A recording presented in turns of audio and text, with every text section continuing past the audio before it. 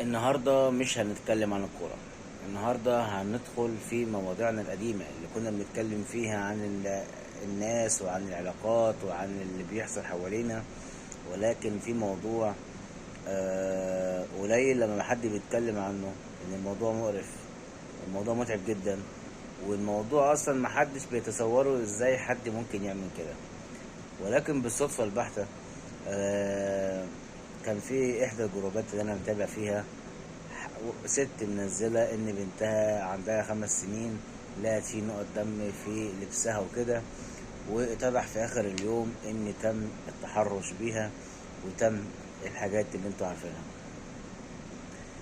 والبوست ده فتح وابل من التعليقات لقصص تانية وتالتة ورابعة سمعناها، وحاجة في قمة الاشمئزاز. المبكي هنا ان البنت اللي ام 5 سنين دي، على حسب كلام امها، ان هي ما بتقعدش لوحدها خالص الا في البيت مع والدها. ودي حاجة ألعن، ودي حاجة مش مائزة، وحاجة فظيعة جدا غير الموضوع الأساسي. والحقيقة أنا مش لاقي رد أو لاقي كلام معين الواحد ممكن يقوله، لأن أنت أصل الكلام واضح.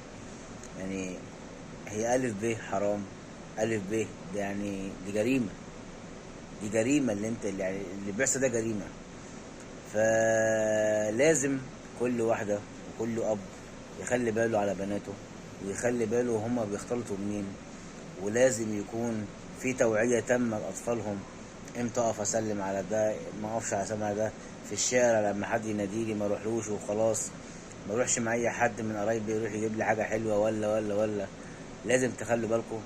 ولازم، انا مش عارف بصراحه انصح اقول ايه يعني. يعني الكلام ده ما فيهوش مثلا شبهه، ولا فيه مثلا ده ينفع ولا ما ينفعش. احنا بنتكلم في جريمه، بنتكلم في اغتصاب، بنتكلم في تحرش، بنتكلم في حاجه حرام شرعا، بنتكلم في حاجه ربنا، يعني ربنا اتكلم فيها وشرع فيها وقال فيها ان العذاب بتاعها والعقاب بتاعها كبير وعسير جدا جدا جدا. وللاسف انا مش متخيل انت ايه اللي وصلك انك تعمل كده بطفله صغيره. بغض النظر بقى انت انت جارهم بقى ولا ابوها ولا لان واضح الامثله كتير. واضح ان في بلاوي كتير.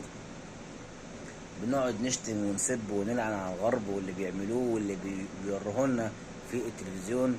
ولكن واضح ان احنا حتى الدين ما بقيناش بعاد فيه، بس ده احنا حتى كمان الحاجات اللي هي الإنسانية ما بقتش موجودة. ايه اللي موجودة في طفلة عندها 2 3 4 5 10 سنين عشان تغريك؟ ايه اللي موجود في طفلة عندها 10 سنين، مش هقول لك 5، عشان تخليك تعمل حاجة زي، عشان تخليك اصلا تفكر في حاجة زي كده؟ ايه اللي يخليك؟ ايه؟ ايه طفلة عندها 5 سنين؟ ما ايه ازاي يعني؟ الواحد بيفكر الواحد بيفكر في الموضوع، مش عارف يفكر فيه. ايه اللي شدك لطفلة عندها 5 6 7 8 10 سنين؟ ده احنا بنتكلم اصلا في العادي اصلا.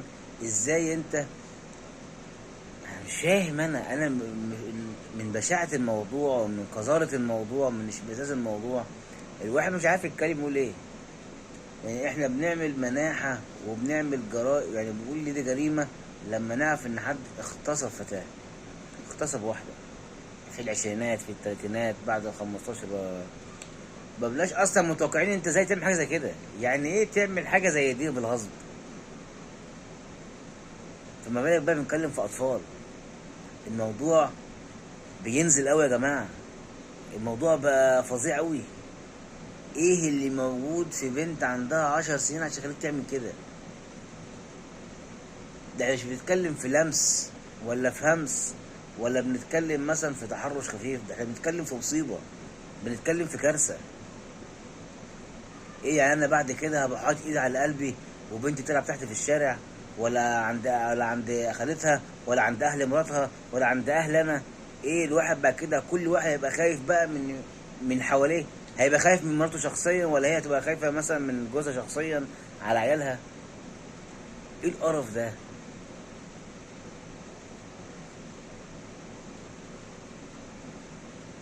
البعد عن الدين، أصل هقول لك ده بعد عن الدين. البعد عن الدين الواحد ما بيصليش، الواحد بقى مهمل في صيامه، في صلاته، في الامر بالمعروف، في نهي عن المنكر. ده بعد عن الدين.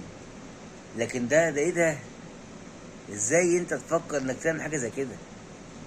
ايه اصلا المغري اصلا انك تعمل كده؟ ايه السبب المقنع ان يخليك تعمل كده؟ محروم، محروم تعمل كده في طفله؟ غريزه ايه؟ غريزه ايه ونيله ايه وقرف ايه وسفله ايه وقله ادب ايه ووساخه ايه؟ ايه ده؟ ازاي اقنعني انت راجل بالغ وعاقل قاعد كده مع نفسك بتفكر اه الطفله دي؟ اقنعني ازاي يا بني ادم؟ ازاي طفله بريئه 5 6 سنين لا تفقه شيء عن الدنيا، كل اللي هي بتحلم فيه لعبه ولا عروسه تلعب بيها ولا عروسه تنام بيها في السرير وهي رايحه داخله تنام، واكل معين وامها تتخانق معاها عشان اندومي والشيبسي والكاراتيه ومش عارف ايه، واقصى طموحها الحاجات دي. ايه اللي يخليك اصلا يجي في دماغك حاجه زي كده تفكر فيها؟ ومش هقول لك تربيه سوء تربيه ايه، ما هو برضه سوء التربيه خليت ابني مش متربي، ابني مش محترم، ابني بيشتم، ابني عاصي، ابني كذا، ابني كذا. لكن ما فيش حاجه اسمها سوء تربيه تخلي ابني يبقى كده. انا مش بقول لك يعني، مش هقول لك مثلا ان يا عم والله ما عارف ادي مثال من الموضوع نفسه، من الواحد بيفكر ازاي انت بيجي لك فكره انك تعمل كده. وشفنا حوادث كتير، وشفنا حادثه من كام سنه في بورسعيد والاسماعيليه، ابن البواب ولا البواب اللي اغتصب بفتاه بنت صغيره ورماها من السطح. وفي قصص كتير ياما، ولو انتوا فتحتوا الحوارات دي هتلاقوا ناس كتير بتتكلم وقصص. ايه ده؟ ازاي يعني؟ والمشكله تيجي تشوف الحوادث تلاقي اغلبها ناس كبيره، يعني مش شباب عندها 15 16 سنه عاوزه اي حاجه وخلاص.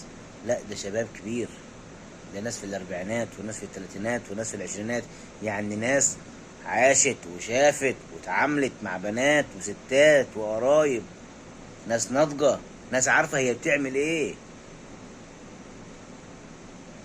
انا مش فاهم يعني، انا عارف انا بطول فيديو وعارف ان انا في كلام عدته 1000 مره، بس انا من قذاره الموقف انا مش فاهم اجمع ايه اللي انت فكرت فيه يا جدع؟ مش خايف من ربنا يا جدع انت؟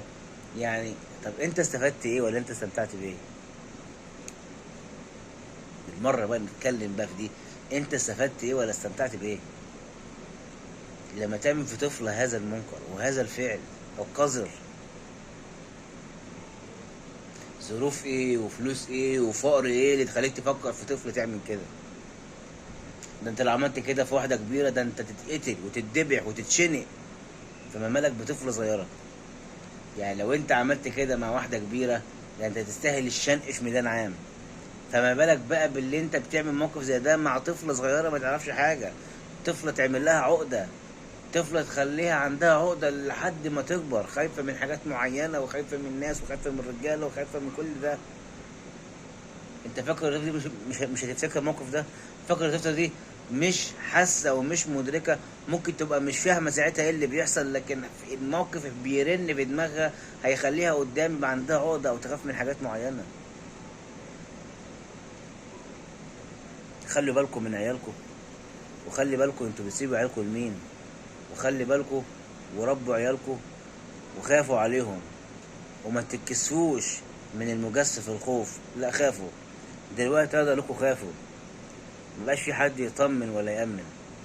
ربنا يسترها علينا وعليكم وعلى أطفالنا وعلى أطفالكم، ويا رب يا رب اظهر الأشكال الوسخة دي والقذرة دي اللي بتعمل دي علشان يتشنقوا في ميدان عام. سلام.